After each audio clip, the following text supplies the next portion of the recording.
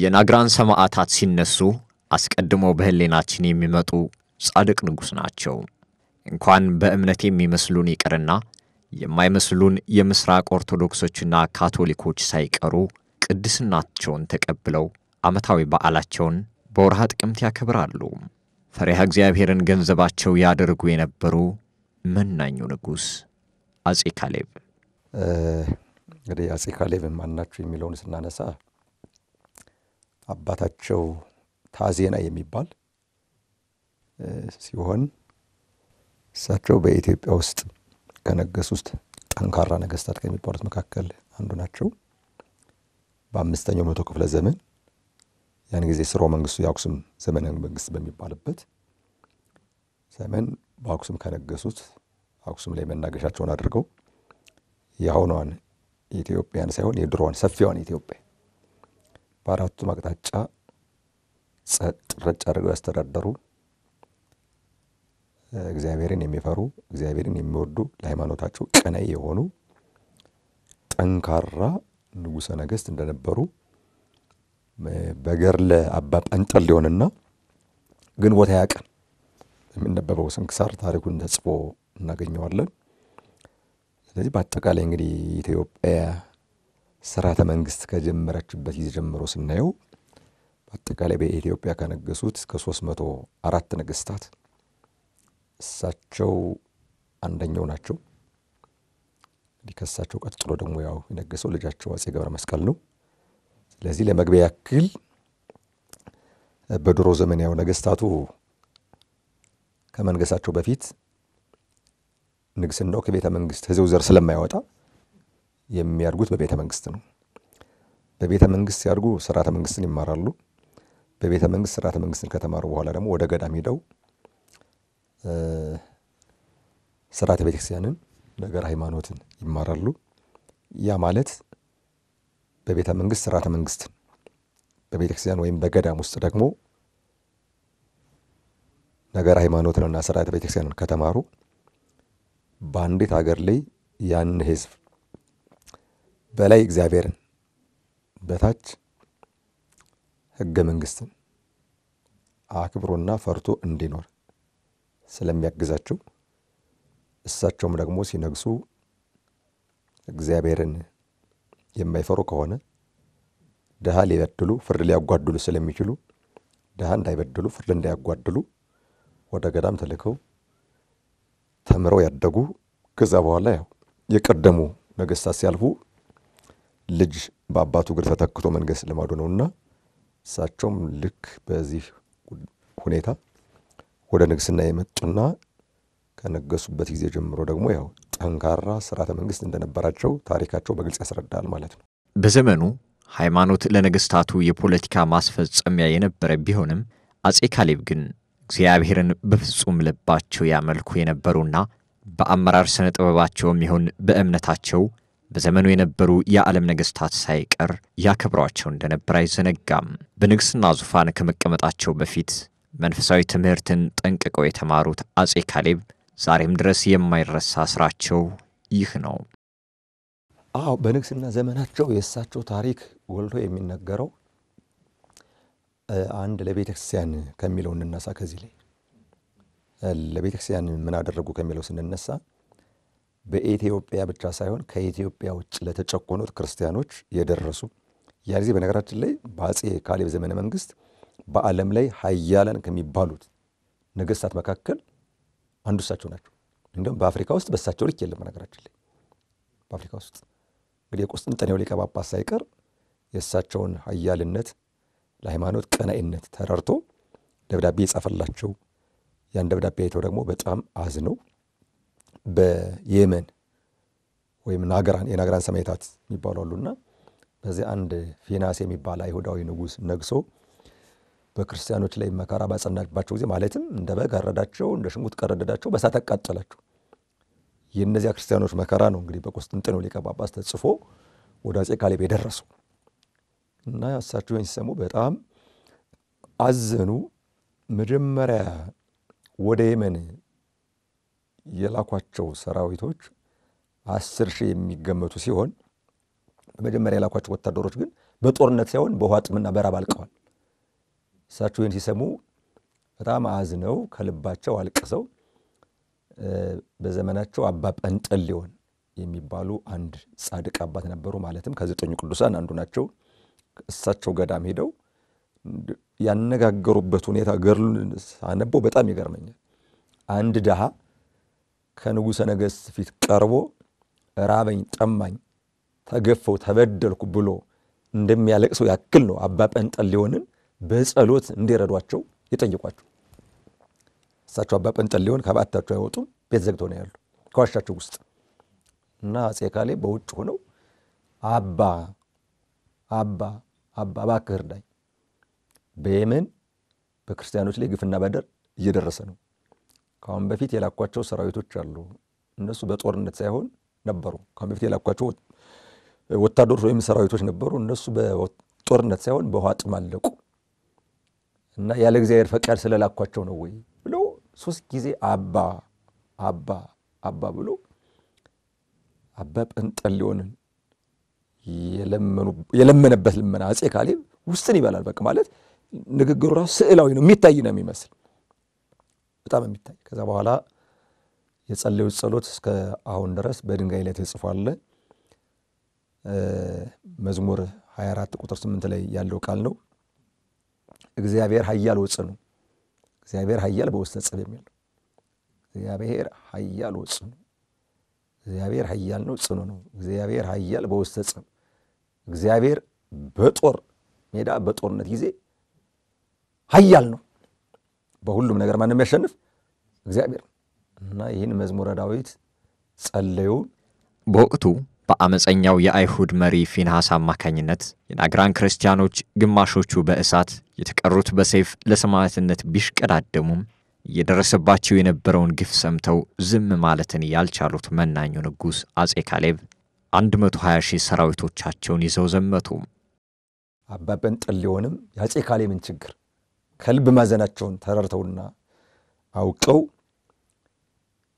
ጸሎት ያዙ፣ ሱባኤ ያዙ። ጸሎት የተለመደ ነው፣ ከመነኮሳት አንደበት አይለይም። ልዩ ደግሞ እንዲህ ሀገራዊ ችግር ሲከሰት፣ ዓለም አቀፍ የክርስቲያኖች ችግር ሲከሰት ልዩ የሆነ ሱባኤ ይያዛል። በአዋጅ ምህላ፣ በግለሰብ ደረጃ ደግሞ ሱባኤ ይያዛልና አባ ጰንጠሌዎን ሱባኤ ያዙ።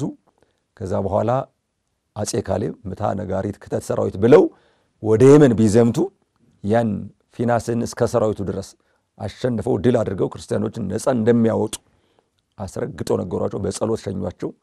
ከዛ በኋላ በ230 መርከብ 120,000 ሰራዊት ይዘው ዘመቱ። ከዛ በኋላ ከሄዱ በኋላ ከፊናስ ሰራዊት አንድም ሳይቀር ድምጥማጡን አጥፍተው በእሳት ሲቃጠሉ ገደል ሲወረወሩ የነበሩትን ክርስቲያኖች መከራ ይተዋልና በዚያም በጣም አዝነው፣ ነገር ግን እነዚያን ክርስቲያኖች ሁሉ ከነበረባቸው የግፍ አገዛዝ ነፃ አውጥቶ፣ በነገራችን ላይ ሲገደሉ የነበሩ ከህፃናት እስከ ሽማግሌ ነው። ምንም የቀረ የለም። በቃ ክርስቲያን የተባለ ሁሉ ይገደል ነበር። ይህ ዘመን እኮ ክፍለ ዘመኑ 500 ክፍለ ዘመን ነው። ያን ጊዜ አሁን እንደምንለው የመን ሲባል አሁን ካለው ሃይማኖት ጋር አይደለም የሚያያዘው።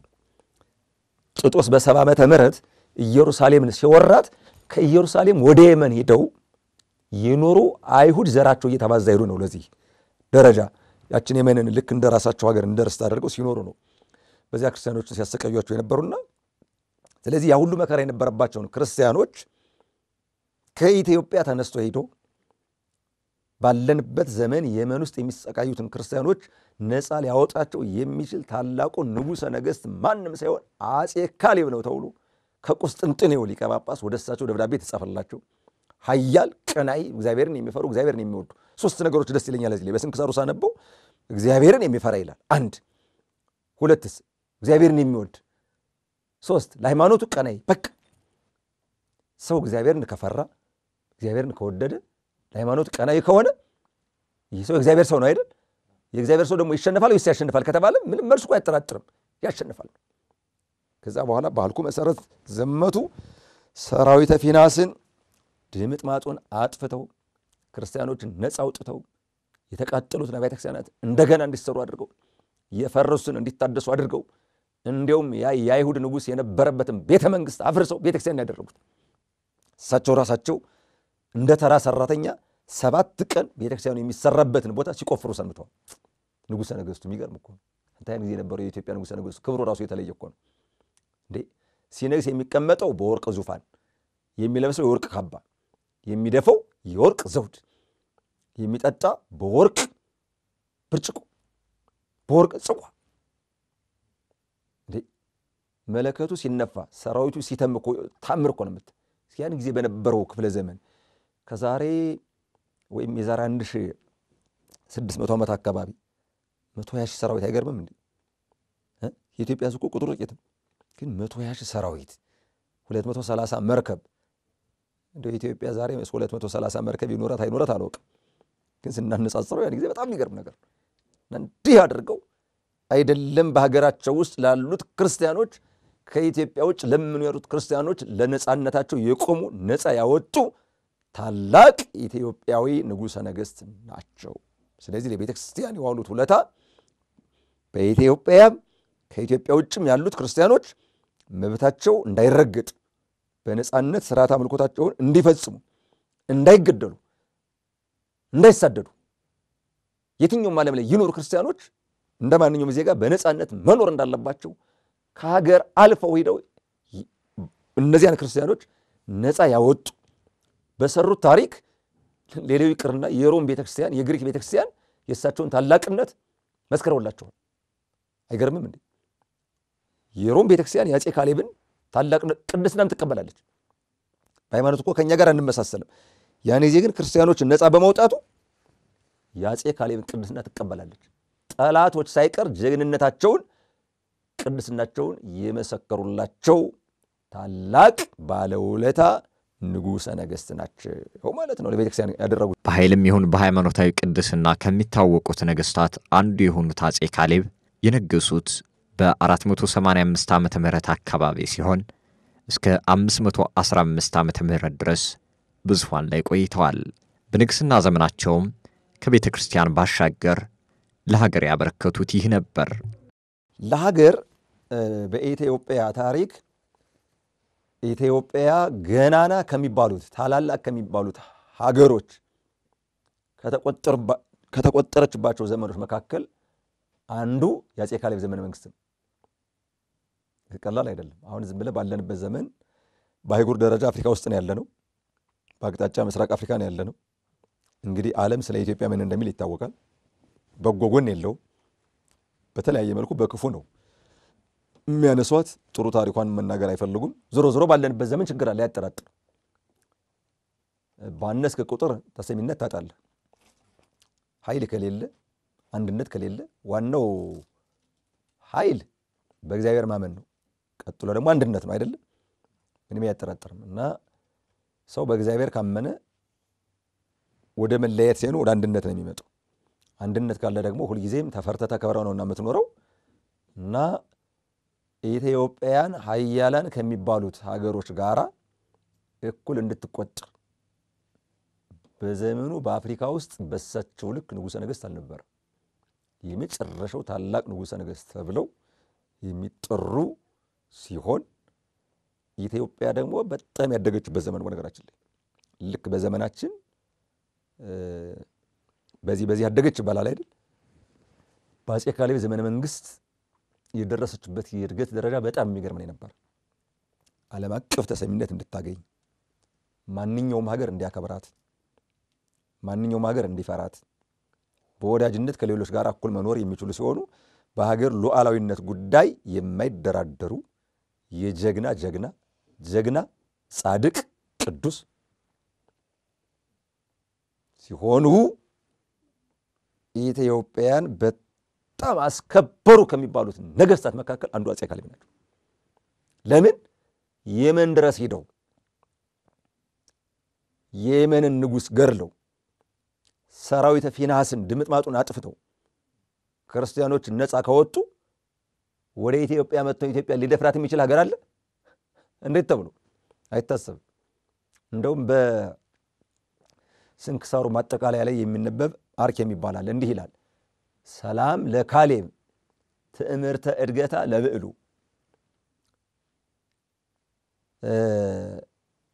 ሀብቱን፣ ንብረቱን፣ ገንዘቡን ትዕምርተ እድገታ የመተው ምልክት እንተፈነው አክሊሎ በቀራንዮ ይስቅሉ። ዘውዱን በቀራንዮ ኢየሱስ ክርስቶስ በተሰቀለበት የተሰቀለበት ቀራንዮ አይደል? ከዛ ላይ ቤተክርስቲያን አለ። ከዛ ላይ እንዲያስቀምጡለት ነው እና በቀራንዮ ኢየሱስ ክርስቶስ በተሰቀለበት ቤተ መቅደስ ላይ ዘውዱን ለምልክት ይሰቅሉለት ያስቀምጡለት ዘንድ የላከ ዝንቱ ኃያል የተመካ በኃይሉ። ይህ ኃይለኛ ንጉሥ ኃያል ሲሆን በኃይሉ ግን አልተመካም። አመ በእዴሁ ሰራዊተ ሰባ ተቀትሉ። የዚያ የመን ውስጥ የነበሩት ሰባ ትባላለች። በነገራችን ላይ በድሮ ዘመን ኢትዮጵያ ያችን ሁሉ አጠቃላ ትገዛ ነበረ።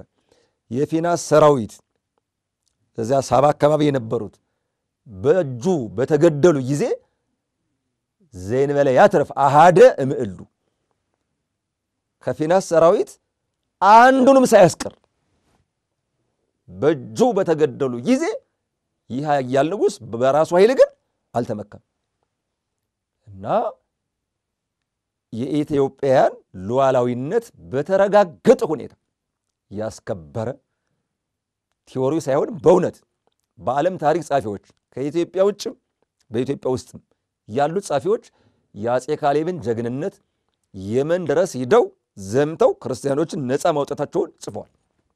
ስለዚህ በሀገር ጀግንነት ዓለም አቀፍ ዕውቅና ያላቸው፣ በሃይማኖት ነፃነት ክርስቲያኖችን ነፃ በማውጣት ዓለም አቀፍ ዕውቅና ያላቸው ጠንካራ ንጉሠ ነገሥት ሲሆኑ እንደ ሃይማኖትን ያስከበሩ፣ እንደ ሀገር ኢትዮጵያን ያስከበሩ እጅግ ጠንካራ ንጉሥ፣ ጠንከር ያለ ስርዓተ መንግስት የነበራቸው፣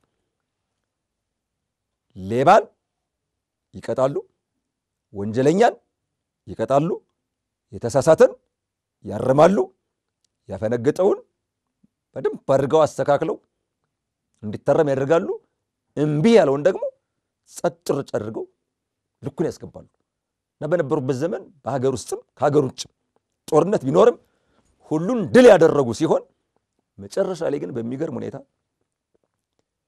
ከየመን ተመልሰው አክሱም ከደረሱ በኋላ ያን ሁሉ የክብር ዘውዳቸውን ኢየሩሳሌም ልከው ሁሉ ነገር ጣል እርግፍ አድርገው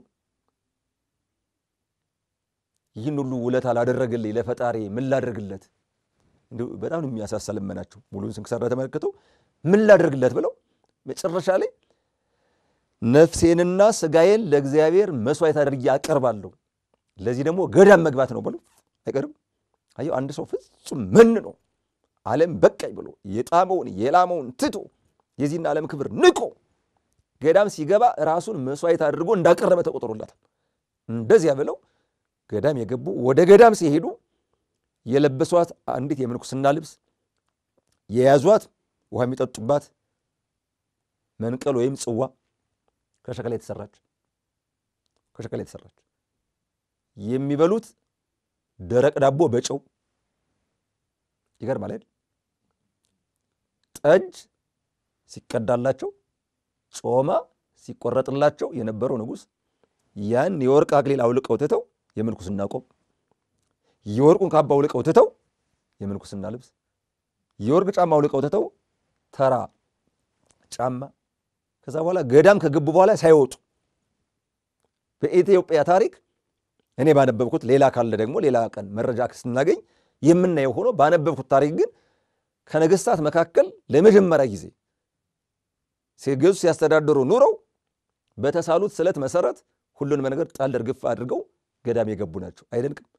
ዛሬ መነኮሳት ከገዳም እየወጡ ጵጵስና ካልተሾምን ሙተን እንገኛለን በሚሉበት ሰዓት ጵጵስናም ከተሾመ በኋላ ሌላ ስልጣን ካላገኘን እንዲንሆናለን በሚሉበት ሰዓት የኢትዮጵያ ንጉሠ ነገሥት ግን ዓለም በቃይ ብለው ገዳም የገቡ የሚገርሙ በእውነት በሀገር አስተዳደር የሚያስቀኑ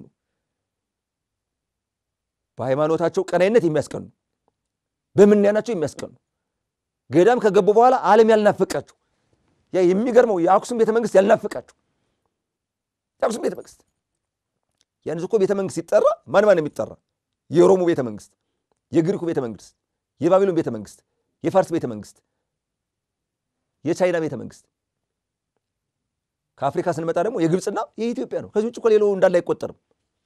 እና ያን የሚያክል ቤተ መንግስት ጥለው ገዳም ገብተው ምንም ሳይታዩ ከእግዚአብሔር ጋር ብቻ እየተነጋገሩ ያለፉ በጣም የሚገርሙ ንጉሠ ነገሥት ናቸው ማለት ነው። ስለዚህ ስናጠቃልለው ለቤተ ክርስቲያንም ለሀገርም ምንም እውነት ለመናገር ይህን አጥፍተዋል ብሎ ሊወቅሳቸው የሚችል የለም።